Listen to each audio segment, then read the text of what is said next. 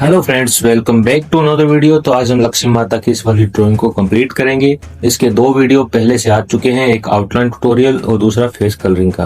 अगर आपने वो अभी तक नहीं देखा है तो मैं ऊपर आई बटन पे लिंक दे रहा हूँ और नीचे डिस्क्रिप्शन में भी आपको लिंक मिल जाएगा, वहाँ पे जाके आप लोग देख सकते हो। तो इस वाली ड्राइंग को मैं डॉम्स की कलर पेंसिल से कर रहा था, जैसा कि मैंने पिछले वीडियो में बताया था। तो आगे आप लोग देखिए मैं कैसे कर रहा हूँ। वीडियो अच्छा लगे तो प्लीज लाइक, शेयर और कमेंट जरूर कीजिएगा, और चैनल पे नए हो तो चैनल को सब्सक्राइब जरूर कीजिएगा।